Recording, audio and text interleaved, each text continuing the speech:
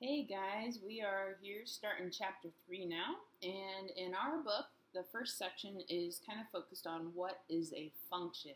So this video is going to address that question. That is the essential question. What is a function? And you might have prior knowledge of this, or it might be completely brand new, so we're going to see. So first off, something you should have prior knowledge of is how to graph. And in your notes, you can see down below, we're going to draw an x and a y axis. Using a ruler, make a straight edge along your graphing lines. I'm going to write some main idea notes on the left-hand side here. This is just your typical x and y axis. And I'm going to label it x, I'm going to label it y. I often tell this story. A lot of people, it takes them a little while to remember which one's the x and which one's the y. So a helpful tip, somebody told me once that they always remember when you ask a question, like if you say, like, is the sky blue? And you say, yeah, yes, it is. Well, whenever you say yes, we typically nod our head up and down, yes. So y is the first letter in yes, and the y-axis goes up and down. So if you remember that, you can remember the y-axis is vertical, goes straight up and down. That might not help you at all, or that might maybe get it stuck in your head, I don't know.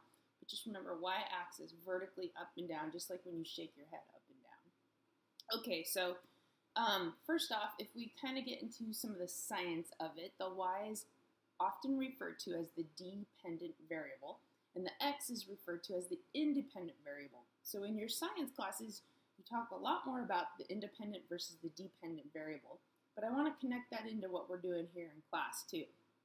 And if you have a good graph, you always have a scale. So the scale is the numbers that you add to the graph, and I really encourage you to use your graph paper to make those little scale notches. Don't just randomly put them on there. They need to be evenly spread out at the same interval. And so down at the bottom down here, I'm going to number them 1, 2, 3, 4, 5, 6, 7, 8. And then on the side over here on the y-axis, same thing. I'm going to go up 1, 2, 3, 4, 5, 6, 7, 8. And you could go bigger, you could go up to 10, or if you wanted to go huge, you could go up to 20 and 30. I'm just stopping at 8 because it seemed like a good space that I could work with. Now what we're going to do is we're going to work with a table to connect to this graph. So down below down here, I'm setting up a blank table with some empty spaces that we're going to fill in. One of the things we're going to write is that we're going to be studying the x and the y. X is considered our input. Y is considered our output. So we have an input, we have an output. And this is where the function piece is going to come into play. And then we're going to input some numbers. So I'm just going to do 0, 1, 2, 3, 4. And then out comes some numbers. And here are the numbers we get for outputs. We get 8, 6, 4, 2, 0. Now, eventually, we're going to be building all these tables and figuring them out ourselves, but right now this is kind of all just given information. I'm telling you the input and the output numbers. We're writing them down on a table just so we can put them on a graph, because each of these points in the table is a point on the graph. If I have an input of 0 and an output of 8, that means x is at 0 right here, and 8 would be my output on the y-axis. That's way up here, which means I could plot that as a point. Look, I'm going to do it right here at 8 and 0, or 0, 8. If 1 and 6 is my point, here's 1, I go up to 6, and I place a dot there. Okay, if 2, 4 is my point, here's 2, here's 4. So we go x-axis first, then y-axis, and we plot each and every one of our points. And there's our graph. So we got a good graph, we've got a good table. We've plotted our points, we've labeled everything. I like that there's scale numbers on here. I didn't forget numbers. I like the x is on the x-axis, the y is on the y-axis. The table's organized and looks pretty nice. This is what a function is. A function is when we can make a table and we can graph it. Now there's some rules to it. Not every graph and table is a function, but this is an example of a typical function. So let's get into what makes it a function versus a non-function. Because some tables and graphs you can make, but they're not functions. So what does that even mean? What does that word mean? We still haven't figured that out yet. So in your notes, we're going to make a big T-chart. Function versus non-function. And we're going to get into the details of this a little bit. So first off, why don't we put a definition? We need some words to kind of describe this. So the definition of a function is every input has one output. Every input has one output. Every time you put a number in the table, out comes a number. That's our definition. Now I'm going to actually make a little table on the left-hand side here of my t-chart to demonstrate a function. So here's my in, my x's, here's my out and y's. If I go fast, pause the video. So for my inputs, I'm going to put some numbers in there. I'm going to do 0, 1, and 2. I just picked some numbers. And I'm going to tell you what the outs are. The outs are 4, 10, and 12. Now so far, this definitely does look like a function. It looks like I could plot these points on a graph and I'd have some points. But here's what really makes it a function. Let me show you this. Let's say you were building this table and you were writing it down and you put in 0, 1, 2. And then for some reason you went back and did 0 again. You put the same number back in again. What do we expect as our output? What do you think we're going to get here? And I really hope you're saying 4, 4, because we put 0 in before and we got 4. So shouldn't we again put 0 in and get 4? And the answer is yes. You should get the same output. It should match up. If 0 is 4, then it should be over here too, 0 and 4. That's what a function is. Every time you put the input in, you should get that same output. It shouldn't change. Here's a non-function definition. If it was a non-function, then inputs have more than one output. I'll say that again. Inputs have more than one output. I'm going to use this table as an example again. So I'm going to make the same table over here, but I'm going to show you an example of a non-function. It's got an in for x's, it's got an out for y's, same numbers. I'm going to do 0, 1, 2, and the 4, 10, 12, and we're going to set up the same situation where we put 0 in accidentally, maybe again. Over here, when we put 0 in twice, both times we got 4. That's what made it a function. But on the non-function side, if we put 0 in again and we got a totally different answer, we got 6. Well, first we put 0 in and we got 4. And then we put 0 in and we got 6. That's 2 outputs for 1 input. That means we're getting 2 outs for 1 input. That's a non-function. That's a huge clue to me right there that this is not a function, because I got 2 different outputs. So inputs have more than one output. That's a non-function. Okay, so I'm going to put a little note in my notes, and I think you definitely should too. Draw a little arrow here to connect that, hey, 4 and 6 are 2 outputs. They don't even match. That's a non-function. Okay, so we got a definition. We've shown it with tables. We should show it with graphs too. So that's our next step. Oh yeah, over here maybe we'll write 4 and 4 is just 1 output. That's what makes it a function. Okay, so now maybe scroll down in your table, down below that table in your t-chart, and let's make a graph up. Now I just made up a random graph here. Numbers really aren't important at the moment.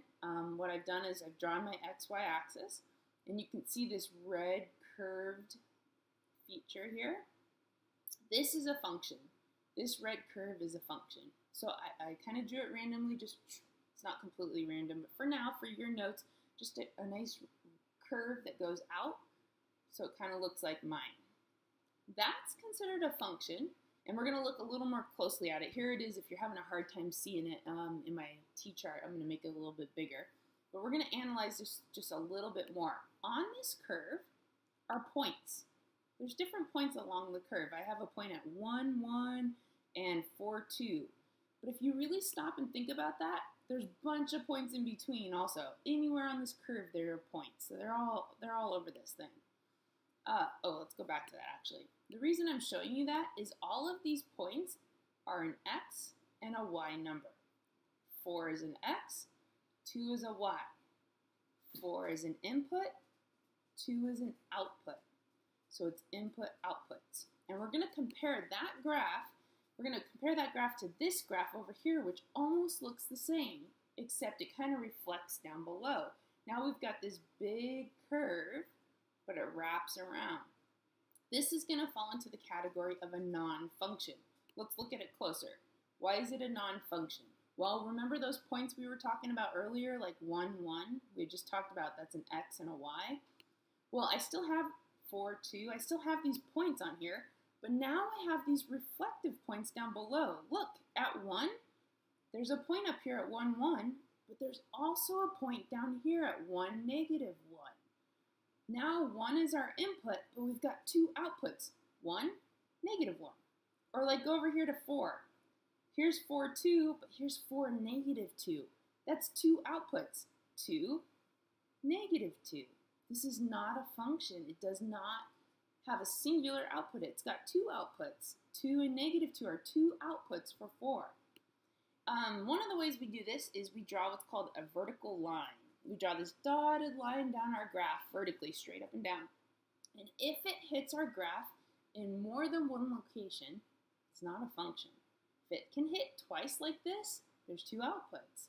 So it fails what we call the vertical line test. And I'm going to write a little note over here. At x equals 1, y is equal to a couple different things. So the name of that test is the vertical line test. And basically the way it works is you draw a vertical line straight up and down on your graph anywhere you want. And if it hits more than one time on the graph, then it is not a function. That means you have more than one output. So one of the easiest ways to determine if something's a function is you just look at its graph, draw a line, and if it hits more than once, it fails. And so we're actually going to try that here in a minute. But let's add this onto our notes here in our T-chart. I'm just going to show that dotted line right here, showing that it fails that vertical line test. And I'm going to write that, fails the vertical line test. That makes it a non-function. And then over here, I'm going to write passes the vertical line test. I can draw a vertical line, a dotted line, straight up and down anywhere I want, and it's only going to touch once. So it passes the vertical line test. Here, I'll draw a dotted line right here to prove it. So if it passes the vertical line test, it's a function. If it fails the vertical line test, it's a non-function.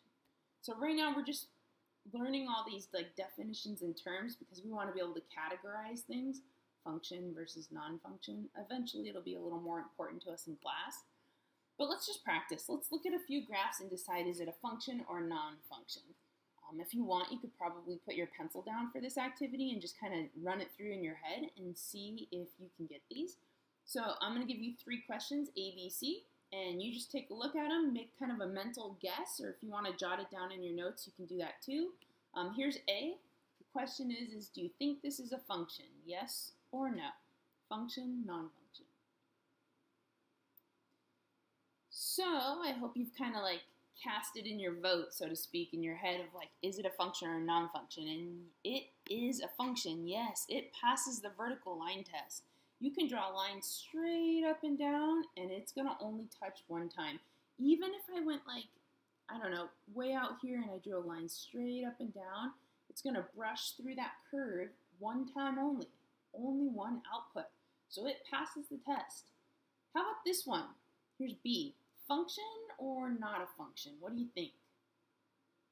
Oh, I hope you're saying it failed the vertical line test. It is a non-function because you could draw a line straight up and down right here, and it's going to hit 1, 2 times, it fails. Or even way over here, it's going to hit 2 times, it fails. So non-function. How about a circle graph? You can graph circles. Is a circle considered a function or a non-function? Oh, I hope you're saying non-function, because draw a line straight up and down and it hits that circle 2 times, for sure. Now, what if you drew a line way out here? It doesn't hit the circle at all. So technically you'd be like, well, it doesn't fail the vertical line test then. But if you can find just one little spot to fail, then the whole graph fails. So I can find lots of spots. I could draw a line right here and it's going to fail that vertical line test. So that means the circle graph is a non-function. Can't be considered a function. All right, so that was kind of an introduction for you guys, but the big thing to remember is that definition. A function, every input has one output. A non-function, inputs can have lots of outputs, and they fail the vertical line test. And we will definitely be working on this in class, probably throughout the whole year as we talk about different functions that we're going to be learning. But yeah, I hope that made sense. All right, see you in class, guys. Bye.